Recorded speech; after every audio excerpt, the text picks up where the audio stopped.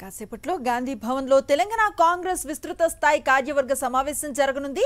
TPCC అధ్యక్షులు CM Revanth Reddy అధ్యక్షతన సమావేశం జరగనుంది. రాష్ట్రంలో కాంగ్రెస్ అధికారంలోకి వచ్చిన తర్వాత జరుగుతున్న మొదటి కార్యవర్గ సమావేశం కావడంతో దీనికి ప్రాధాన్యత ఏర్పడింది.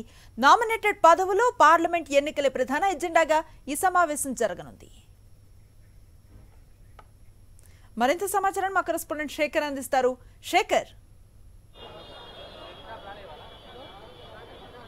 అనుశ్రీ, మరికొద్ది సేపట్లోనే గాంధీ భవన్ వేదికగా కాంగ్రెస్ పార్టీకి సంబంధించినటువంటి కార్యవర్గ సమావేశం ప్రారంభం కానుంది. ముఖ్యమంత్రి రేవంత్ రెడ్డి ముఖ్యమంత్రి అయిన తర్వాత కాంగ్రెస్ పార్టీ అధికారంలోకి వచ్చిన తర్వాత మొదటిసారి టీపీసీసీ కార్యవర్గం జరగబోతుంది.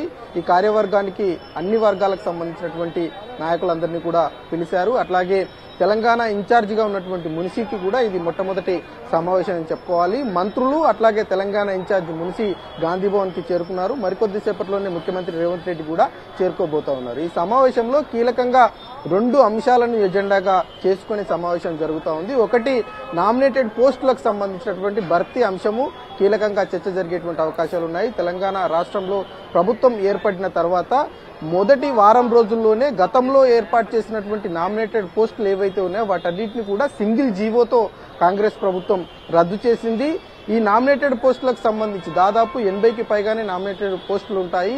అందులో చాలా మందికి న్యాయం చేసేటువంటి అవకాశాలు ఉంటాయి. ముఖ్యంగా కాంగ్రెస్ పార్టీ అధికారంలోకి రావడానికి కృషి చేసినటువంటి యువత, ఎన్ఎస్యూఐకి సంబంధించినటువంటి నాయకులు కావచ్చు, యూత్ కాంగ్రెస్ కు సంబంధించినటువంటి నాయకులు కావచ్చు, వీళ్ళందరికీ కూడా ప్రయారిటీ ఇచ్చే విధంగానే ఈ నామినేటెడ్ పోస్టుల యొక్క భర్తీ ఉంటుందంటూ ముఖ్యమంత్రి రేవంత్ రెడ్డి ఇప్పటికే ప్రకటన చేయడం జరిగింది. ఇక రెండో అంశము లోక్సభకు సంబంధించినటువంటి అంశం మీద చర్చ జరగబోతుంది. దీనికి సంబంధించి ఇప్పటికే ముఖ్యమంత్రి రేవంత్ రెడ్డికి 2 లోక్సభ బాధ్యతలు తీసుకోగా మిగతా మంత్రులందరికీ కూడా ఒక్కొక్క లోక్సభను అప్పగించినటువంటి పరిస్థితులు అయితే ఉన్నాయని చెప్పుకోవాలి. టార్గెట్ 10 నుంచి 14 సీట్లు లోక్సభ స్థానాలను తెలంగాణ రాష్ట్రంలో గెలుపొందించుకోవాలనేది ఒకటైతే, రెండోది సోనియా గాంధీని తెలంగాణ రాష్ట్రం నుంచి పోటీ చేయించాలంటూ ఇప్పటికే కాంగ్రెస్ పార్టీ తీర్మానం చేసినటువంటి పరిస్థితులు ఉన్నాయి. కాబట్టి దానికి సంబంధించినటువంటి అంశం మీద కూడా చర్చ జరుగుతుంది. ఎందుకంటే రాష్ట్రంలో ప్రభుత్వం ఏర్పడిన